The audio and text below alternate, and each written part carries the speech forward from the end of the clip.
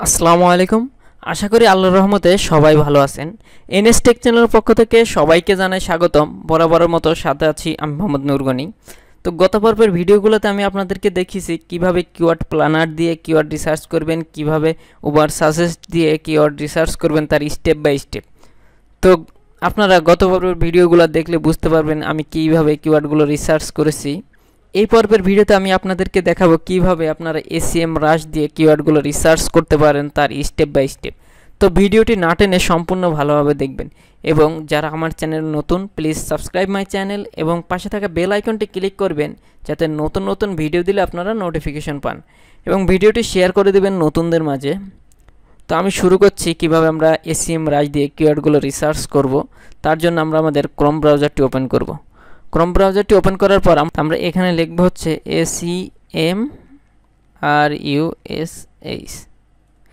সেমরাশ। আপনারা জাস্ট এই কথাটা লিখবেন এখানে। এটা লেখার পর দেখুন এইটা গুগল থেকে অ্যাড দেওয়া হয়েছে। তারপর আমরা সেমরাশ বলে যেই ওয়েবসাইটটা আছে আমরা এই সাইটটা ওপেন করব।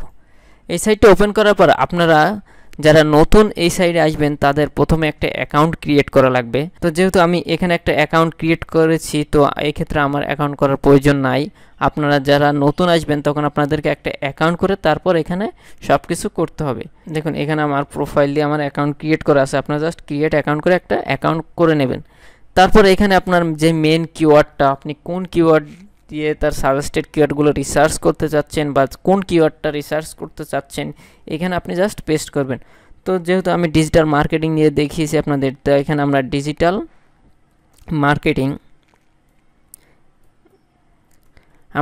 মার্কেটিং আমরা এই কিওয়ার্ডটা লিখলাম, লিখে তারপর জাস্ট সার্চ এখানে ক্লিক করব।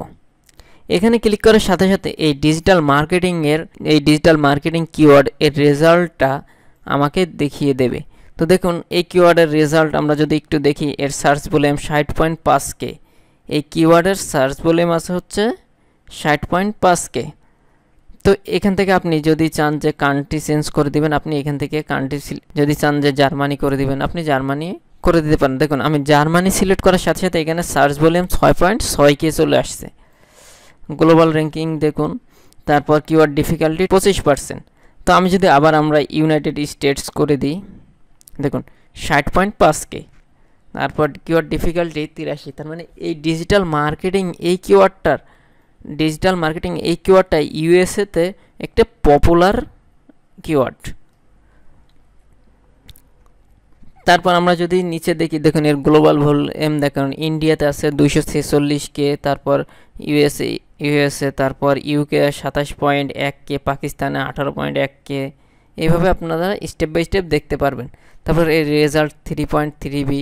তারপর সিপিসি দেখুন এই কিওয়ার্ডের সিপিসি হচ্ছে 9.53। তারপর আমরা যদি একটু নিচে আসি, দেখুন কিওয়ার্ড ভাইরেশন এই কিওয়ার্ডের ডিজিটাল মার্কেটিংয়ের সার্চ ভলিউম কিওয়ার্ড এখানেও দেখাচ্ছে। তারপর এই ডিজিটাল মার্কেটিং রিলেটেড বাকি যেগুলো কিওয়ার্ড আছে ওইগুলো এখানে আমাকে সাজেস্টেড করতেছে।